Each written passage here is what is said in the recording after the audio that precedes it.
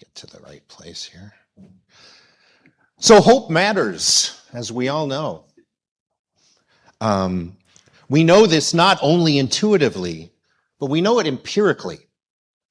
Research consistently links hope to psychological well-being, to resilience, and even to physical health.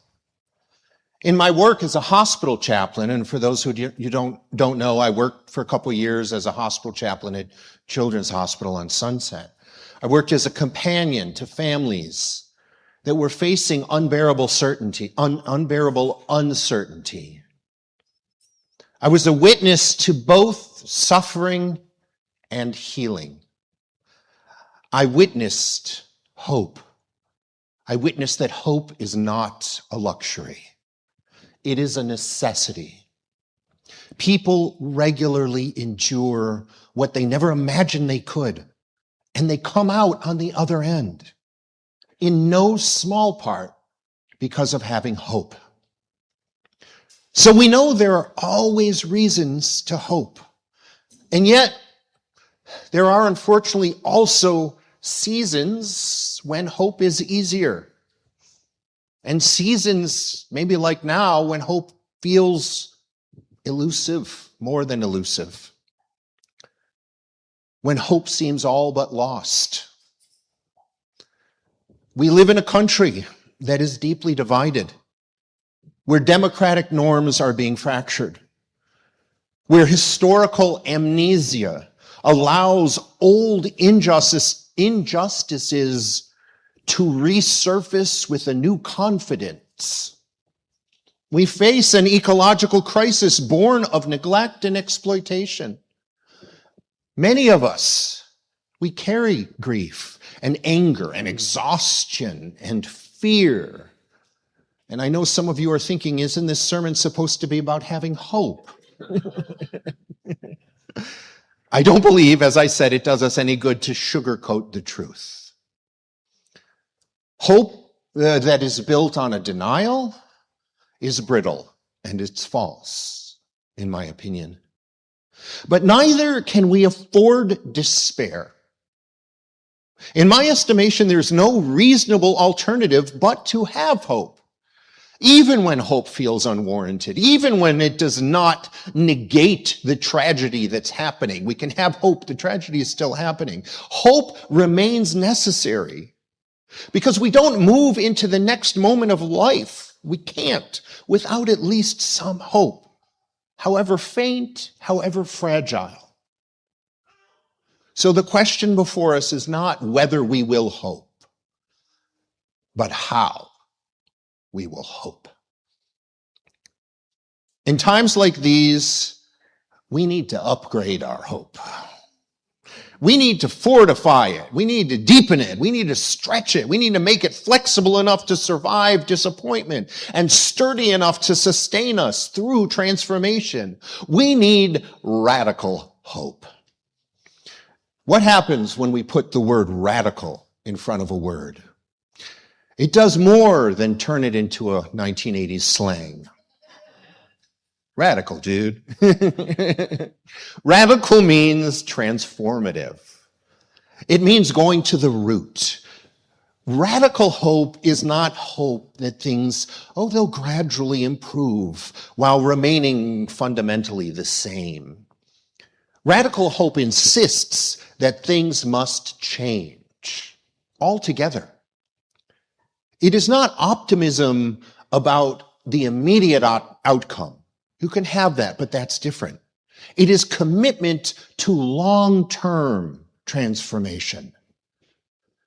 Recently, I read an academic paper titled Radical Hope in Revolting Times. It was published in 2019, actually. And the authors, Della Mosley, Helen Nelville, Nayela Chavez Duenas, Hector Adames, Dione Lewis, and Anna French, a lot of those academic papers have a lot of authors, define radical hope as something distinct from individualistic Western psychological model many of us have inherited of hope. They write about hope, that radical hope differs from more traditional applications of hope in its focus on commitment and courage to achieve a vision involving new forms of collective flourishing. Collective flourishing. That phrase alone should resonate deeply with us here gathered in this church, should resonate deeply with us as Unitarian Universalists, because it echoes throughout our principles, our principle of justice, equity, and compassion in human relations, our value of interdependence through love, collective flourishing. So radical hope is not about me getting what I want. It is about us becoming what we must. The framework outlined in this paper was developed specifically with communities of color in mind, but the authors emphasize that it is flexible enough to apply across contexts. All of us, in different ways, are living through what many might describe as revolting times. Still, I would like to reframe that language, at least slightly. Rather than radical hope in revolting times, I prefer to speak of radical hope in revelatory times. And I don't mean the biblical book of Revelation. That's what some in our government mean. Though even that biblical text ends with an audacious vision of renewal. I mean that every moment, even this moment, even now, the future is revealing itself. We do not know what the next moment will bring. And that uncertainty alone creates a space for hope. One of the most powerful claims in the paper is this, that radical healing has always existed. Humanity has endured slavery and genocide and war, displacement, collective trauma. And while the wounds persist, so does the healing. Radical healing, they argue, cannot occur then without radical hope. It's transformation. If transformation has happened before, then transformation is possible again. The past, then, is not merely something to escape or forget. It is a reservoir of wisdom. As the Pulitzer Prize-winning author Junot Diaz writes, when I look at what my community has taught this world about justice and humanity in the face of continued abysmal inhumanities, that alters the calculus of hope. And it gives me hope. So this is collective memory doing its sacred work.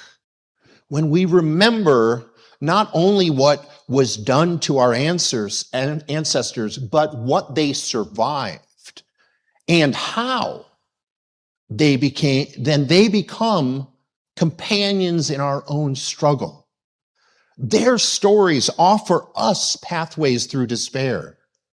The authors of this paper I wrote describe actually 4 pathways for cultivating radical hope.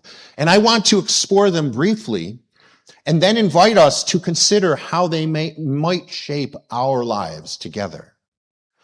The first pathway is understanding oppression and resistance. Hope does not grow from ignorance.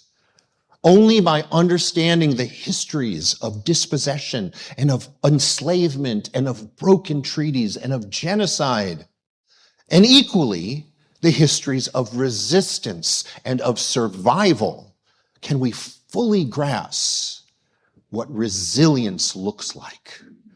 When we understand how much it took to get here, we are able to imagine how much more it is possible to get there.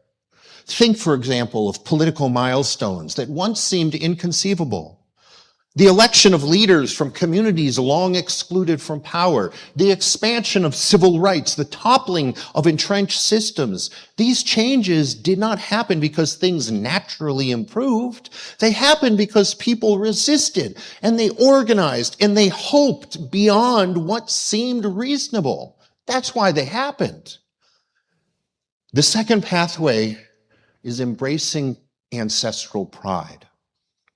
Research shows that cultivating racial and ethnic and cultural pride, particularly among young people, has profound psychological benefits.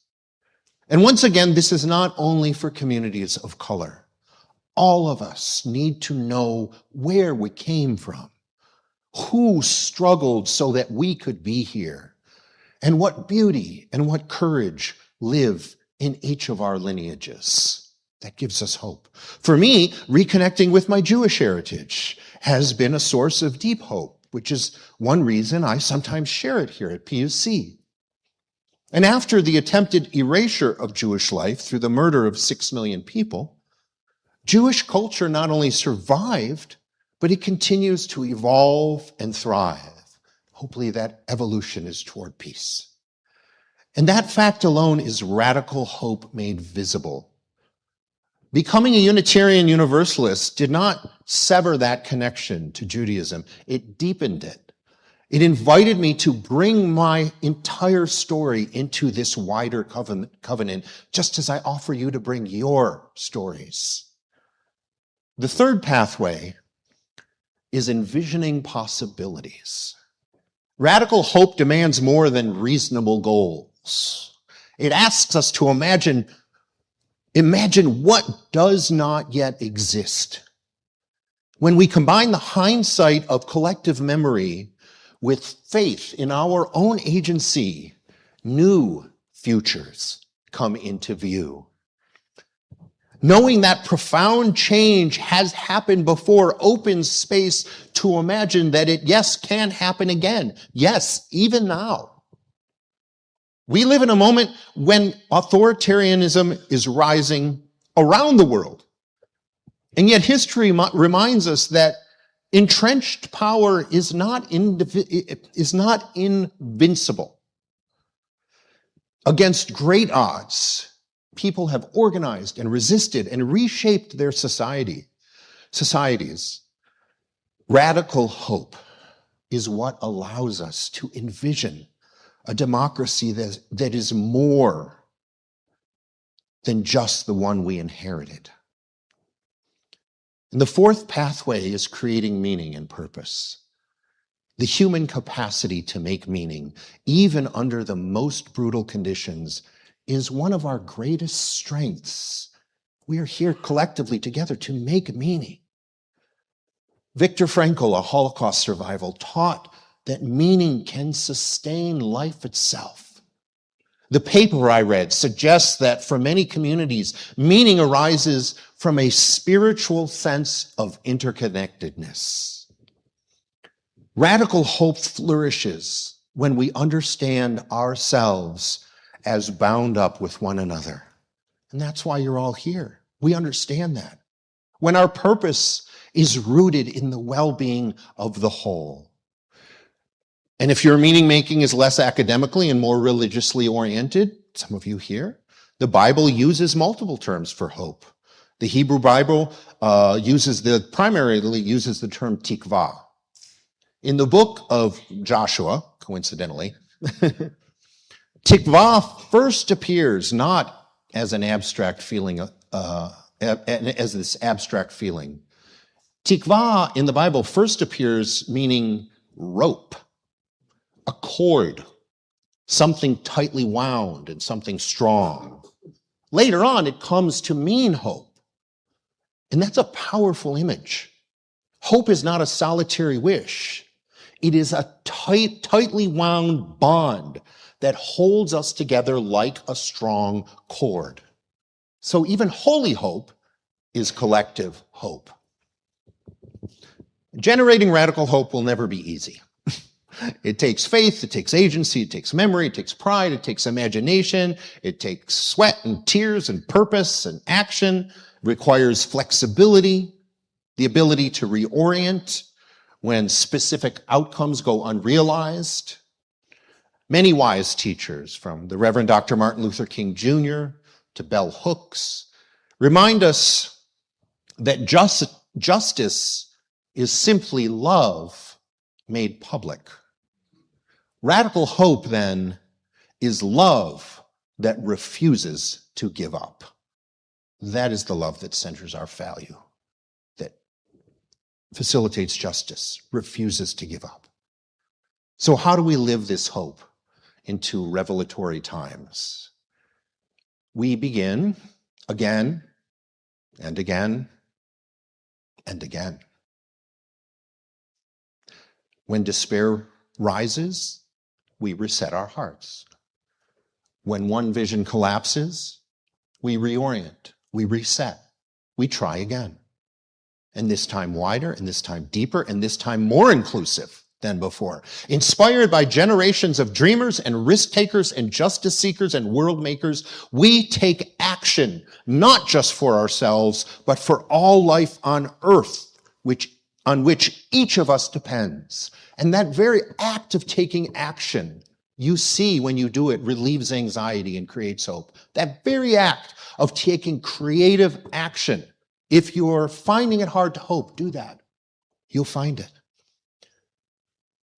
May we be people of radical hope, bound together in strength, courageous enough to imagine what has never been, and faithful enough to help bring it into being. Amen.